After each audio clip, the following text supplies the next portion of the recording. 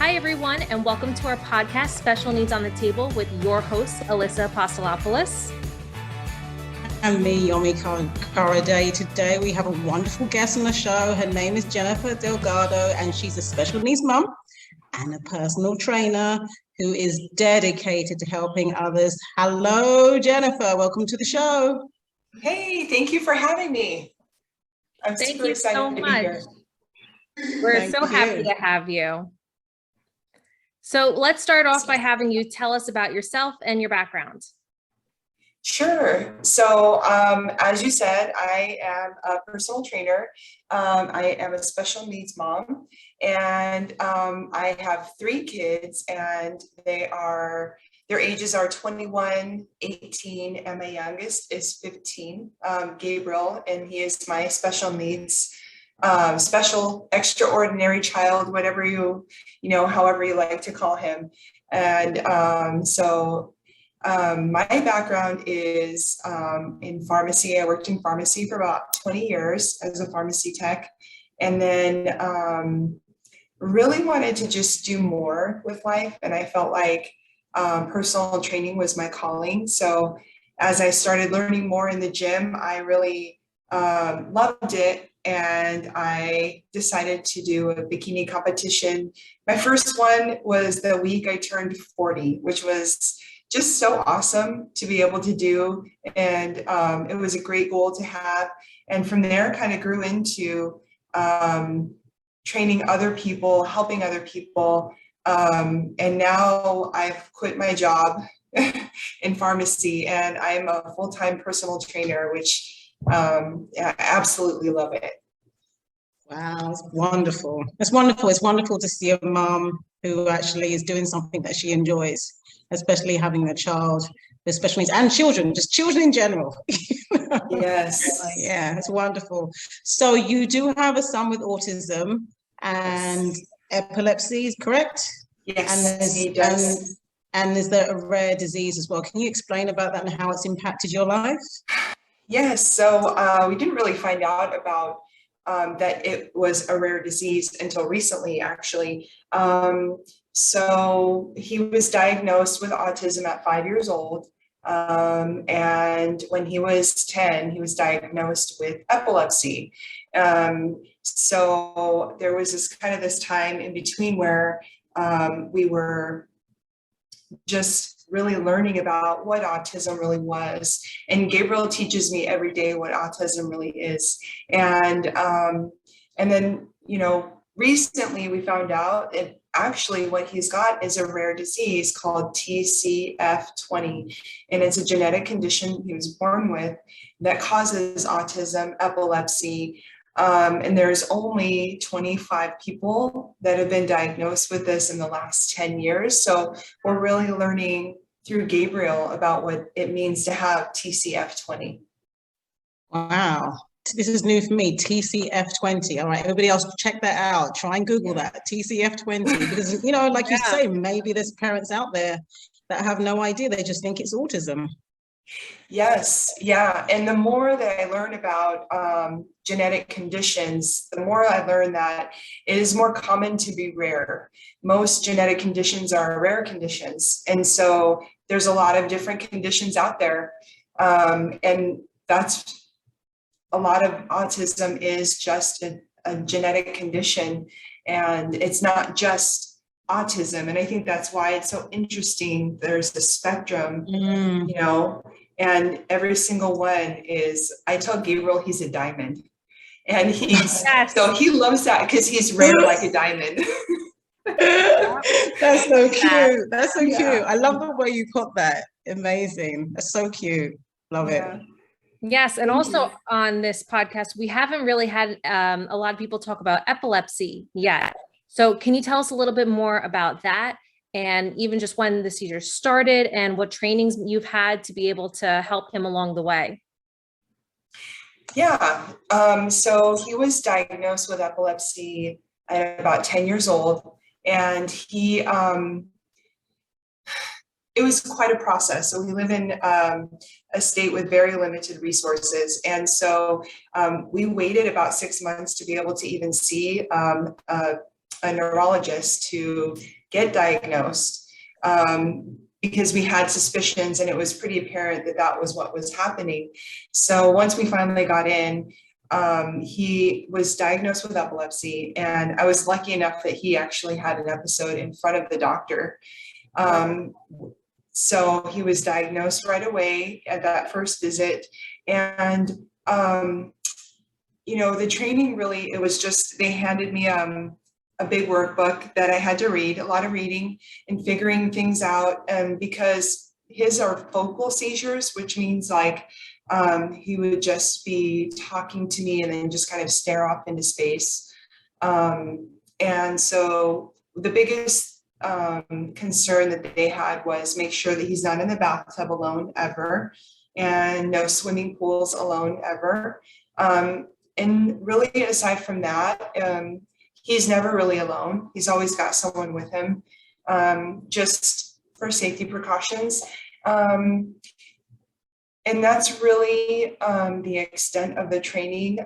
If he were to have a seizure, he's got medicine that I give him. And if he has a seizure that lasts longer than 3 minutes, then we have to call 911, of course. And then, you know, really aside from that, if he does have seizures, we just report him to the doctor and let them know. And they adjust the medicine accordingly. Okay. And you mentioned that where you live right now, it didn't have a lot of resources. Can you just let our viewers know where you are too? I'm in Yuma, Arizona. And so we're considered rural, and we're a border state, we're a border state, but we're a border city. So we're right on the border of Mexico. And because of that, we just have very limited resources. So anytime we need to see specialists, we travel to Phoenix. So we have a developmental pediatric specialist that we go to in Phoenix, the neurology centers up in Phoenix, any sort of, you know, doctor's visits, dentists, anytime he needs care, traveling up to Phoenix. So it can be sometimes multiple times in a month. And so, you know, you can imagine for a long time being a single mom, working a full-time job, having 3 kids, and making sure that Gabriel had what he needed. I was really lucky to have a supportive employer that let me go when I needed to. That's really nice. That's really nice. Give a shout out to your employer there, your past employer. That's right, yeah.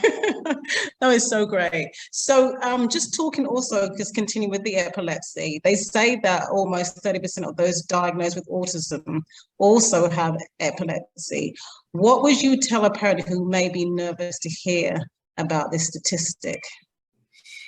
You know, there's a poem by Emily Pearl Kingsley called Welcome to Holland. And if you've never heard that poem, look that poem up, because there is a grieving process. Even when we know that our kids have autism, it makes me emotional just talking about it. Even when we know that our kids have a lifelong diagnosis, we still, once we hear from the doctor, yes, I'm going to diagnose your child with epilepsy or autism, we go through a grieving process of what we imagined their life was going to be like, because we don't ever imagine intellectual disability when we're pregnant. And we don't ever imagine, oh, life is going to be all about going to specialists and going to doctor's visits all the time and having an IEP in school and, you know, figuring out what is his medical map look like. So it's just different. It's beautiful. It's a wonderful path. It's not a bad thing to be diagnosed with autism. It just means that you get to have a different experience than most people have. Yeah, that's so true. Describe that. And the same thing with epilepsy. it's just going to be a different path. And so even though there is a diagnosis of epilepsy, it's just another thing that we just take care of. It's something we just do, you know, and it's just our normal. Mm-hmm. Yep, that you have to adjust. Sounds like we've also heard from other people who have come on the podcast about that grieving process too, and how being able to accept that is a beautiful thing, to be able to then do the best for your family in the future. So how has it inspired you to make a difference in the community? Oh, well, You're beaming. so I'm really excited about what we've been able to do, and I'm very thankful because without Gabriel being diagnosed with autism, we wouldn't have been able to do the things that we do now. So we participate in Special Olympics, and I got to be a powerlifting coach this season for the athletes. And we just got back we had an area meet a few weeks ago, and then we had a state meet where everyone from the state of Arizona got to meet together for Special Olympics Summer Games. And it was truly incredible. But opening the door for those athletes to, you know, actually show them that they're capable of more than they could ever imagine. Mm-hmm. And being able to do that with my son was really special. Wow, that's beautiful. Beautiful. You know, no, really, it's beautiful, really. Thank you so much for that. You know, you spoke about the poem, Welcome to Holland by Emily Pearl Kingsley. And that, what other things do you think that you could recommend to other people, for families who just received a diagnosis? Because that poem I'm going to look at myself, by the way, as well after this. Yeah. Keep your tissues handy when you do. Okay. Nice big box. And I'll be thinking about you. Yes. I actually printed that poem out, and I have it hanging on the wall in my bedroom. So I look at that every day and think about that. That's beautiful. Yeah. So is there any other recommendations that you could? Yes. I really, in my experience, I feel like the diagnosis of autism is very isolating because for a long time I couldn't leave the house. And if I did, we had to be really quick. Like if the grocery store had to be done in 30 minutes. So networking with other families with autism, however that works best for you. If it's online groups or groups that meet in person once a week, start networking with other families, get involved with other families that also have kids with special needs, because you'll have that support system. Church has a great support system. Anywhere where you have other people, because sometimes even our family members don't really understand or accept a diagnosis. And so even sometimes when family doesn't support us, we have a network of other families that do understand that what we're going through feels lonely, maybe anxious, you know, about the unknown of what's the future looks like for your child. And so reaching out to people that that also have a similar background in special needs, to build your support system that way, really made a difference for me. Sure. You're creating a community and a family in itself with that. Yeah, absolutely. Yeah. You know, one other thing. Oh, sorry. This is very important. Okay, sorry, carry on. Yeah. I would say also just to educate yourself, learn about everything that you can, and become a resource yourself for your child, because your child will need you to become their advocate. Mm-hmm. Sure. Yep. Now you are a coach, you're a personal trainer. what does it mean to you to help people become the best version of themselves? I just really feel like it's fulfilling for me to be able to help other people become a better version of themselves. I feel like if I can do it, then you can do it also. And I really try to encourage people to just give it a try, and being able to help people is my calling. I really feel like it's just a blessing to be able to watch people change. And as they change a little bit, they start to carry themselves differently and with more confidence, and to feel safe and to feel happy is the most rewarding part of my job. Beautiful. Again, that's so beautiful. And the way that you express it, there's so much life in there. Thank you. No, it's like I feel that you're making people feel more alive. Because a lot of the time we can feel like we're not alive.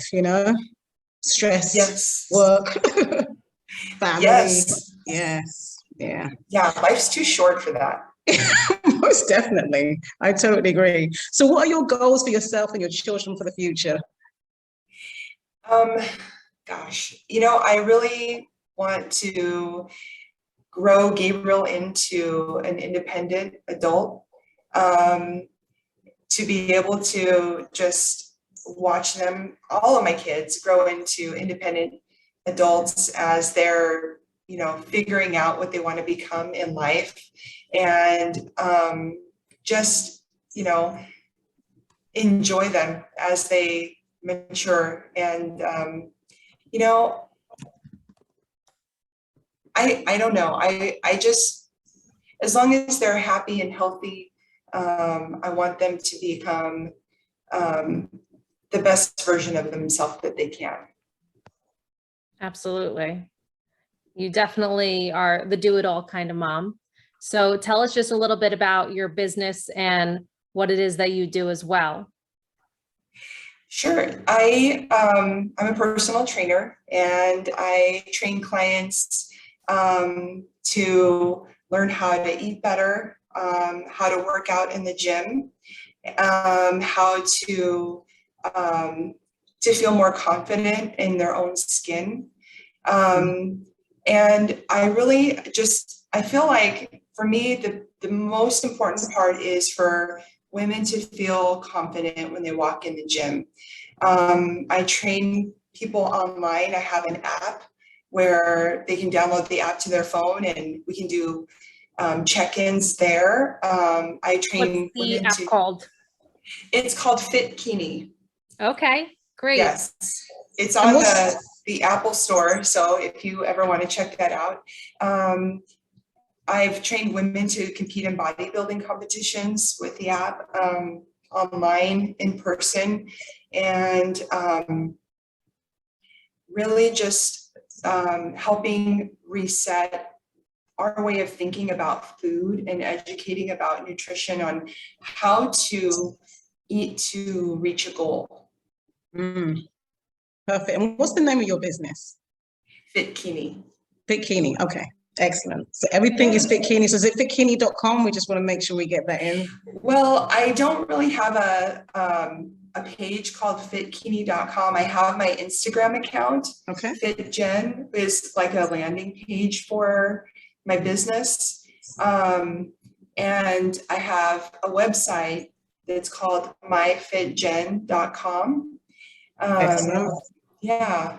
So, and then the app itself is called Fit-Kini. Okay, beautiful. And just one more question before we go, because this has been so much energy. I love it. I love it. You've got great energy. How do you make time for yourself? What do you do for Jen? What do you do for you? Well, I try to once a week do something fun, whether it be roller skating, a belly dancing class. Love that. I've been so obsessed with belly dancing lately. It's just fun, actually. And so we have a group in Yuma of special needs families that once a week someone will come in and teach a class, and sometimes I'll come in and do a fitness class, and it's all of our Special Olympics athletes. It's their social hour. And we have a lady that came in a couple weeks ago and taught a belly dancing class. So that was really awesome. So maybe it's a walk in nature or a pedicure. It just, I try to do something once a week, take about an hour to do something for myself. Beautiful. Excellent. Jennifer, we can't thank you enough. You are just a wonderful, wonderful inspiration to other moms out there and just other people in general to be able to live your best life and to really, you sound like you definitely make time for your kids, and you are an advocate for them while changing the world. So thank you for all that you do. Thank you so much. And thank you for having me. You're very welcome. Thank you. Thank you for bringing your beautiful energy to our podcast. And check this out. This is Jennifer Delgado. Check her out on Instagram. We will get all the links and everything from you, and we'll put them on this podcast. Thank you so much. Got great energy. I love it. Oh, thank you. Thank you so much. All right. Thank you. Take care, Jennifer. Take care. Thank you for having me. You're welcome. Bye-bye. Bye-bye.